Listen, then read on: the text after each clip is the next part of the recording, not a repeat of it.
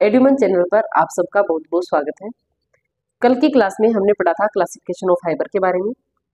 आज के इस सेशन के अंदर हम पढ़ेंगे प्रॉपर्टीज ऑफ फाइबर, यानी कि रेशो के कौन कौन से गुण होते हैं। अगर हम बात करते हैं रेशो के गुण की, तो इसके अंदर हम पढ़ते हैं सबसे पहले जो रेशा होता है उसकी स्ट्रेंथ, यानी कि मजबूती। क्योंकि जब भी हम वस्त्र बनाते हैं तो वस्त्र को बनाने के दौरान जो रेशे होते हैं उनमें कुछ तनाव भी देना पड़ता है, उनको खींचना भी पड़ता है। और जब हम उनमें तनाव देते हैं और उन रेशों को खींचते हैं, अगर जो रेशा है वो मजबूत नहीं होगा, उसकी स्ट्रेंथ नहीं होगी, ऐसे रेशे बार बार टूटेंगे और उससे वस्त्र निर्माण की जो प्रक्रिया है वो प्रभावित होगी। तो इसलिए सबसे पहला गुण अगर हम बात करें किसी भी वस्त्र को बनाने के लिए जो रेशे उनमें कौन सा होना चाहिए, स्ट्रेंथ का गुण होना चाहिए, यानी कि मजबूती का गुण होना चाहिए। तो सबसे पहले हम बात करते हैं स्ट्रेंथ।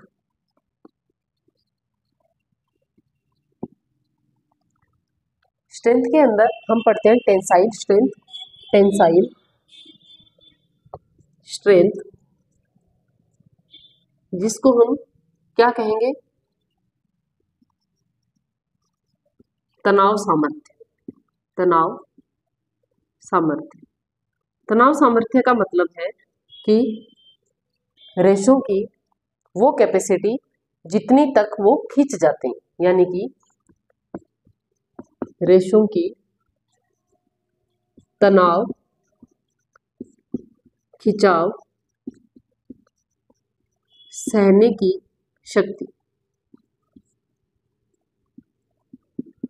इसको हम किससे नापते हैं, जो तनाव सामर्थ्य है उसको, जो नापने की इकाई है उसको हम किस में मापते हैं, ग्राम पर डेनियर। ग्राम पर डेनियर में इसको हम नापते हैं। तो यहाँ पर पहला गुण हमारा स्ट्रेंथ होगा, यानी कि जब भी हम वस्त्र निर्माण करते हैं तो जो रेशे हैं वो पर्याप्त मजबूत होने चाहिए। जो इसकी मजबूती है उसको हम टेंसाइल स्ट्रेंथ या तनाव सामर्थ्य से नापते हैं। तनाव सामर्थ्य जो है उसकी इकाई है ग्राम पर डेनियर। रेशों के तनाव या खिंचाव को सहन करने की शक्ति को हम तनाव सामर्थ्य कहते हैं। नेक्स्ट हम बात करते हैं लेंथ की, यानी कि धागे की लंबाई। जो धागे की लंबाई है उसको हम दो तरह से देखते हैं। एक आता है हमारे पास स्टेपल फाइबर, स्टेपल फाइबर, और दूसरा आता है हमारे पास फिलामेंट फाइबर, फिलामेंट फाइबर। अगर हम बात करें स्टेपल फाइबर की, तो इसके रेशों की लंबाई छोटी होती है, रेशों की लंबाई कम, यहाँ पर अधिक। यहाँ पर रेशों की जो लंबाई होती है उसको हम नापते हैं सेंटीमीटर में, और यहाँ पर हम नापते हैं मीटर या यार्ड्स में। यहाँ पर जो स्टेपल फाइबर है उसमें एक्सेप्ट, यहाँ पर हम बात करते हैं natural fibre, natural fibre except silk. यहाँ पर नेचुरल में आ जाता है आपके silk plus artificial, artificial fibre. यानी कि जो स्टेपल फाइबर है उनके रेशों की लंबाई कम होती है, फिलामेंट फाइबर के रेशों की लंबाई अधिक होती है। स्टेपल फाइबर के रेशों की लंबाई जो है सेंटीमीटर में मापते हैं, और फिलामेंट फाइबर की जो लंबाई है वो मीटर या यार्ड्स में मापते हैं। स्टेपल फाइबर के अंदर हमारे एक सिल्क को छोड़कर बाकी सारे नेचुरल फाइबर है उनकी लंबाई किसमें होती है, स्टेपल में, यानी कि वो लंबाई में छोटे होते हैं। अगर हम बात करें फिलामेंट फाइबर की, तो इसमें हमारा नेचुरल में से सिल्क आ जाएगा, और बाकी जितने भी आर्टिफिशियल फाइबर है, भले ही वो मैनमेड हो भले ही वो केमिकल फाइबर हो, वो सब इसमें आ जाएंगे। क्योंकि जो आर्टिफिशियल फाइबर है उनको हम स्पिन रेट में से जो घोल है उसको पास आउट करके बनाते हैं, और इसलिए हमें जितनी लंबाई चाहिए उतने लंबे हम धागों का निर्माण कर सकते हैं।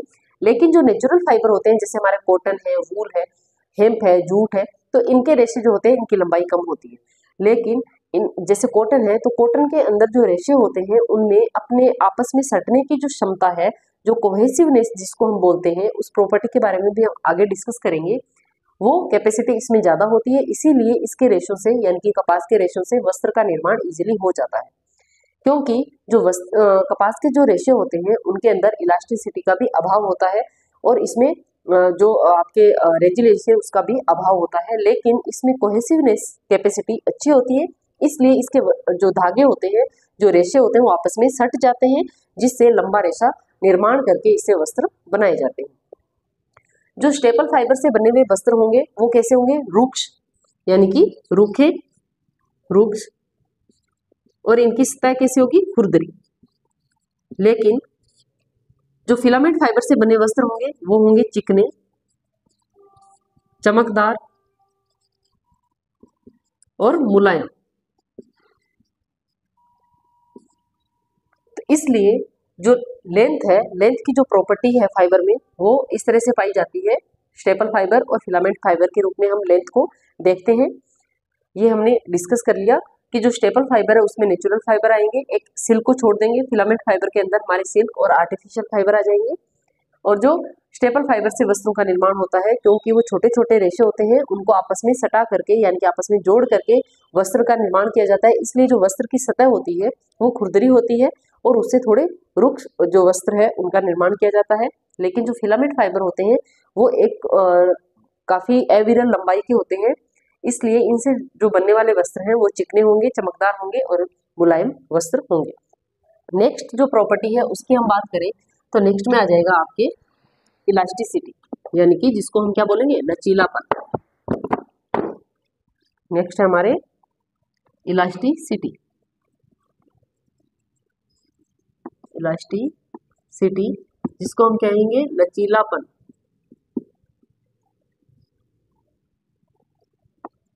इलास्टिसिटी क्या होती है? जब भी हम रेशे को खींचते हैं और खींचकर उसको छोड़ देते हैं तब वो अपनी पहले वाली अवस्था में पुनः आ जाता है। उस कैपेसिटी को हम क्या कहेंगे? इलास्टिसिटी कहेंगे। इस तरह के जो रेशों में जो गुण पाया जाता है इलास्टिसिटी का, उससे जो बनाए जाने वाले वस्त्र होते हैं उनका रखरखाव आसान होता है, उनकी धुलाई आसान होती है और उनमें रिंकल्स जो है वो नहीं आते हैं। इसलिए जो इलास्टिसिटी का गुण है वो वस्त्रों में, रेशों में होना चाहिए। तो इलास्टिसिटी क्या है? रेशों को खींचकर छोड़ने पर अपनी पूर्वाकृति ग्रहण करने की क्षमता।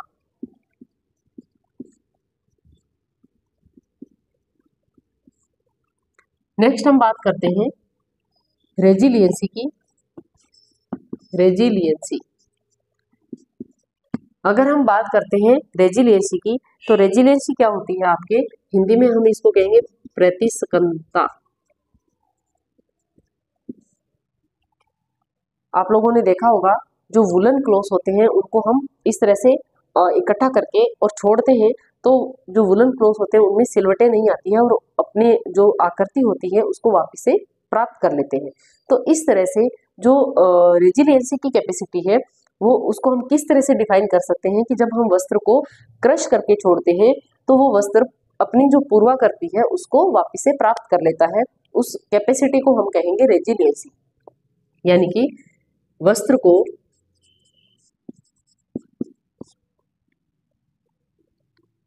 को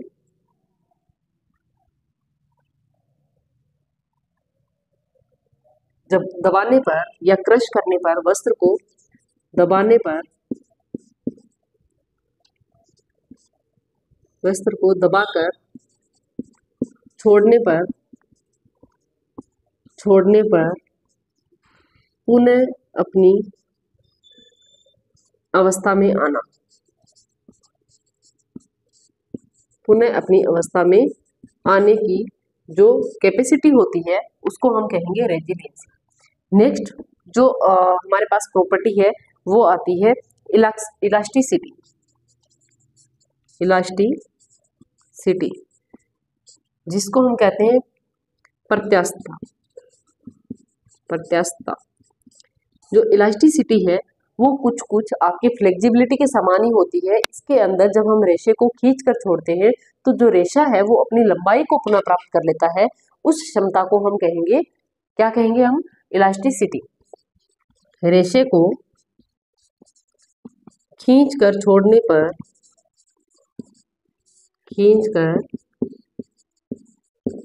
पर पुनः अपनी लंबाई को प्राप्त करना, पुनः अपनी लंबाई को प्राप्त करना, ये गुण क्या कहलाएगा? आपके इलास्टिसिटी। यहाँ पर हमने सॉरी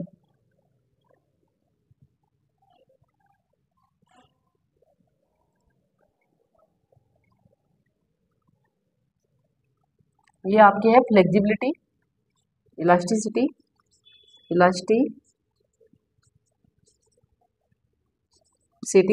ये है आपके फ्लेक्सिबिलिटी, फ्लेक्सिबिलिटी सॉरी इसको करेक्ट कर लेना, फ्लेक्सिबिलिटी लचीलापन, इलास्टिसिटी जिसको हम प्रत्यास्थता कहते हैं। तो ये था आपके फ्लेक्सिबिलिटी लचीलापन यानी कि रेशों को खींचकर छोड़ने पर अपनी पूर्वाकृति को ग्रहण करने की क्षमता। उसके बाद में आता है आपके रेजिलियंसी यानी कि प्रतिस्कंदता। इसमें वस्त्र को जब हम दबा कर छोड़ते हैं तो तब वो वस्त्र अपनी पूर्व अवस्था को प्राप्त कर लेता है। इसके बाद में आता है आपकी इलास्टिसिटी जिसको हम प्रत्यास्थता कहते हैं। जब हम रेशे को तान कर छोड़ते हैं और वो रेशे पुनः अपनी लंबाई को प्राप्त कर लेते हैं, इस गुण को हम कहेंगे इलास्टिसिटी। नेक्स्ट बात करते हैं हम कोहेसिवनेस, जिसको हम क्या कहेंगे? आपस में सटने की क्षमता, कोहेसिवनेस। नेक्स्ट है कोहेसिवनेस, आपस में सटने की क्षमता।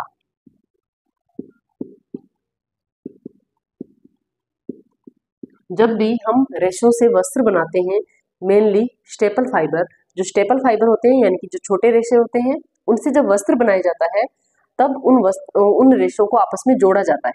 अगर उन रेशों के अंदर आपस में सटने की क्षमता अच्छी होगी तब उन रेशों से जो वस्त्र निर्माण है वो अच्छी तरह से किया जाएगा और उनसे बनाए जाने वाले वस्त्र भी अच्छी क्वालिटी के बनेंगे।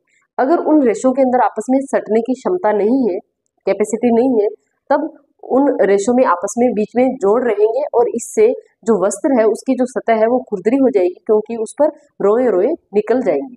तो इसलिए जो रेशे होते हैं उनमें आपस में सटने की जो क्षमता है वो होनी चाहिए। इसमें सबसे ज्यादा कोहेसिवनेस किसमें पाया जाता है? कपास के रेशे। कपास के जो रेशे होते हैं उनमें आपस में सटने की जो क्षमता है वो काफी अच्छी पाई जाती है। इसलिए जो कपास के जो रेशे होते हैं उनसे बनाए जाने वाले वस्त्र काफी अच्छे बनाए जाते हैं। नेक्स्ट हम बात करते हैं फाइननेस एंड सॉफ्टनेस की। फाइननेस एंड सॉफ्टनेस यानी कि फाइननेस यानी कि सूक्ष्मता और कोमलता, सूक्ष्मता और कोमलता। फाइननेस और सॉफ्टनेस वस्त्रों में कब देखने को मिलेगी? जब जो रेशे होते हैं वो एक साथ लंबाई के होते हैं, एविरल यानी कि फिलामेंट जो फाइबर होते हैं उनसे जब हम वस्त्र बनाएंगे तो उससे बनने वाले जो वस्त्र होंगे वो फाइन होंगे, क्योंकि जो स्टेपल फाइबर होते हैं उनसे जो वस्त्र बनाए जाते हैं उनमें बीच बीच में जोड़ होते हैं, इसलिए जो वस्त्र की सतह होती है उस पर छोटे छोटे रोए आपको दिखाई देते हैं। लेकिन जब हम फिलामेंट फाइबर से फैब्रिक बनाएंगे तब क्या होगा? क्योंकि फिलामेंट फाइबर क्या है? एक लंबाई में होते हैं, इसीलिए इनसे जो वस्त्र बनाए जाएंगे वो वस्त्र हमें कैसे दिखाई देंगे? फाइननेस और सॉफ्टनेस होंगे। वो हम टच करने में भी सॉफ्ट दिखाई देंगे और वो फाइन क्वालिटी के भी होंगे। नेक्स्ट अगर हम बात करते हैं तो आ जाता है अपने एब्जॉर्बेंसी। एब्जॉर्बेंसी, एब्जॉर्बेंसी का मतलब होता है अवशोषकता, यानी कि वस्त्रों के अंदर या रेशों के अंदर मॉइस्चर को अवशोषित करने की क्षमता, मॉइस्चर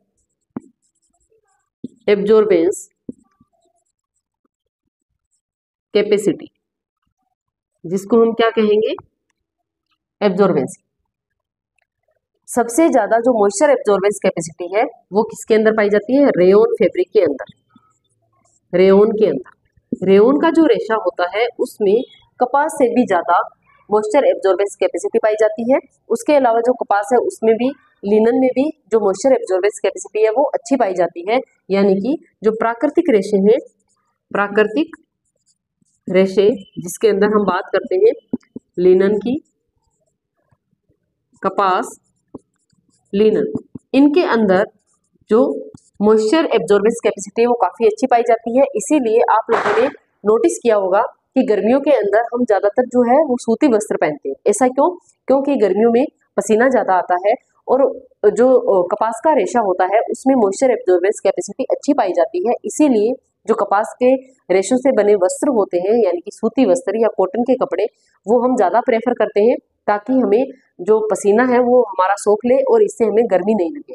अगर हम बात करें आर्टिफिशियल फाइबर की, जिसके अंदर आपके जितने भी सिंथेटिक फाइबर्स आ जाते हैं, तो सिंथेटिक फाइबर्स की जो मॉइस्चर एब्जॉर्बेंस कैपेसिटी है वो बहुत कम होती है और इसीलिए उनसे बने जो वस्त्र होते हैं उनको गर्मियों में हम नहीं पहन सकते हैं, क्योंकि उनमें जो एयर सर्कुलेशन भी प्रॉपर नहीं होता है और उनमें मॉइस्चर एब्जॉर्बेंस कैपेसिटी भी नहीं होती है। इसलिए अगर उन वस्त्रों को हम गर्मियों में पहनते हैं तब हमें बहुत ज़्यादा गर्मी लगती है और पसीना जो है वो नहीं सोख पाते। इसीलिए जो कॉटन के कपड़े होते हैं उनको हम गर्मियों में प्रेफर करते हैं। नेक्स्ट बात करते हैं हम अगली प्रॉपर्टी की, जिसके अंदर आता है हमारे पास लस्टर यानी कि चमक।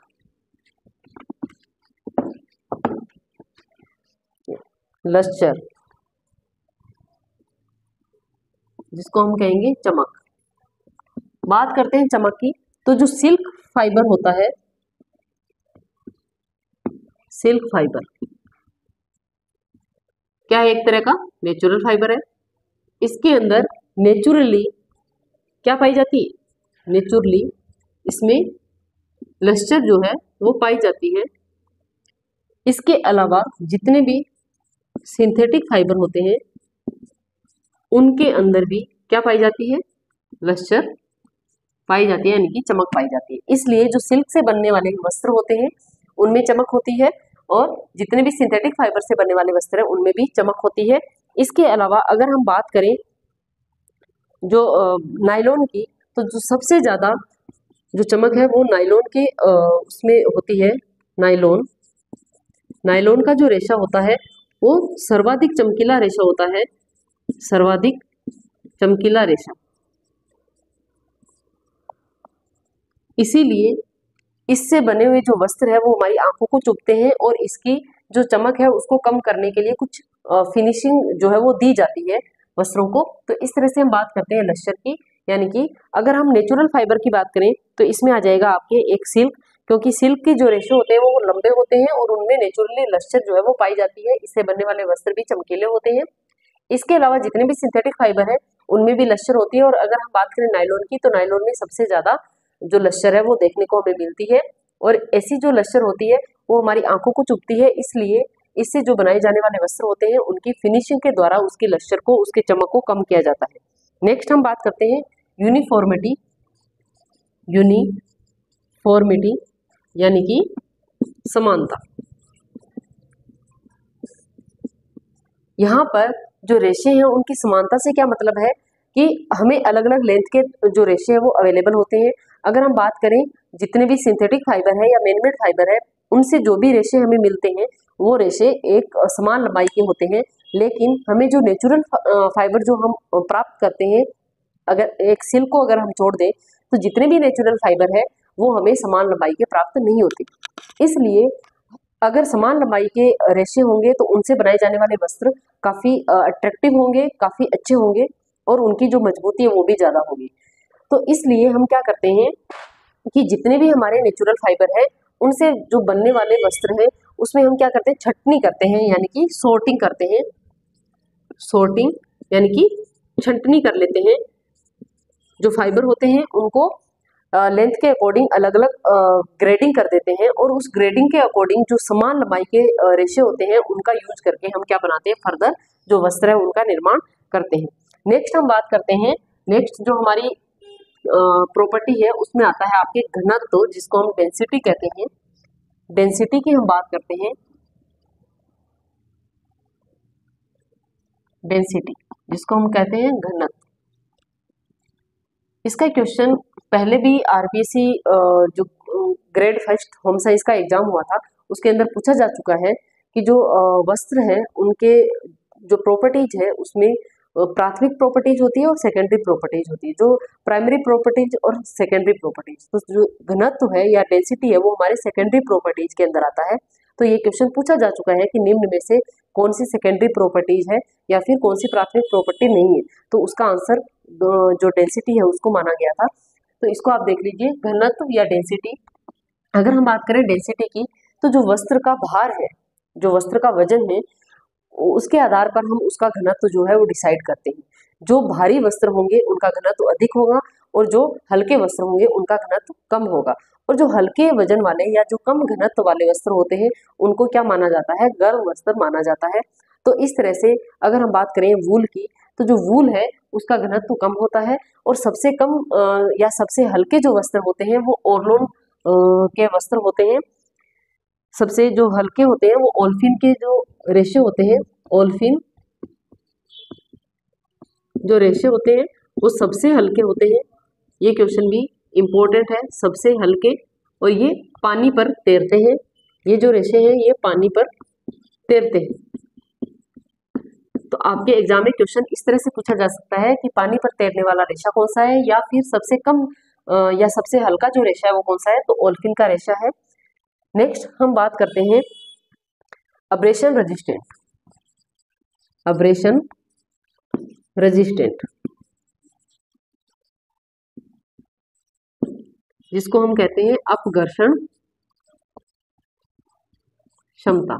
अपघर्षण क्षमता का मतलब क्या है, यानी कि हमें नाम से ही पता चल रहा है कि जब हम कपड़े को धोते हैं या फिर हम कुछ भी काम कर रहे हैं तो उस दौरान भी हमारे कपड़े पर घर्षण हो जाती है, और जिससे अगर किसी रेशे के अंदर अब्रेशन रेजिस्टेंट कैपेसिटी अच्छी होगी तो उसको हम बार बार धुलाई करेंगे तब भी वो वस्त्र फटेगा नहीं इजीली। लेकिन जिन वस्त्रों की अब्रेशन रेजिस्टेंट कैपेसिटी कम होगी तो ऐसे वस्त्रों को बार बार धुलाई के दौरान या फिर जैसे ही उनके रगड़ लगेगी तो वो वस्त्र फट जाएंगे। तो उसको कहते हैं अब्रेशन रेजिस्टेंट कैपेसिटी। उसके बाद में हम बात करते हैं इलेक्ट्रिकल कंडक्टिविटी। इलेक्ट्रिकल कंडक्टिविटी जिसको हम कहते हैं विद्युत संवाहकता। विद्युत संवाहकता इसका मतलब क्या है, आप लोगों ने देखा होगा सर्दियों के अंदर कुछ ऐसे कपड़े होते हैं जब अपन रजाई वगैरह ओढ़ के सोते हैं तो कुछ ऐसे कपड़े पहने होते हैं हमारे, जैसे कोई भी सिंथेटिक फाइबर इस तरह का अगर फाइबर होगा तो उसके जैसे ही रगड़ लगेगी तो उसमें से एक लाइट आपको दिखाई देगी। तो उसी कैपेसिटी को हम क्या कहते हैं, इलेक्ट्रिकल कंडक्टिविटी या विद्युत संवाहकता। तो हमारे जो नेचुरल फाइबर होते हैं उनके अंदर जो इलेक्ट्रिकल कंडक्टिविटी है वो नहीं होती है, लेकिन जो हमारे जो मेन फाइबर होते हैं या फिर जिनको हम यूँ बोल सकते हैं कि जो सिंथेटिक फाइबर है उनके अंदर इलेक्ट्रिकल कंडक्टिविटी की कैपेसिटी जो है वो पाई जाती है। तो ये थे आपके प्रॉपर्टीज ऑफ फाइबर, इसके बारे में हमने पढ़ लिया। जितनी भी प्रॉपर्टीज जहाँ से क्वेश्चन आपके एग्जाम में पूछा जा सकता है वो क्वेश्चंस हमने डिस्कस कर लिए, और जो क्वेश्चन पहले पूछे जा चुके हैं उसको भी मैंने यहाँ पर डिस्कस कर लिया है। और नेक्स्ट क्लास में हम पढ़ेंगे नेक्स्ट जो भी आपका टॉपिक है उसके बारे में। ज़्यादा से ज़्यादा इस चैनल के साथ जुड़िए, अपने दोस्तों के साथ शेयर कीजिए, चैनल को सब्सक्राइब कीजिए। मिलते हैं नेक्स्ट क्लास में, तब तक के लिए थैंक यू।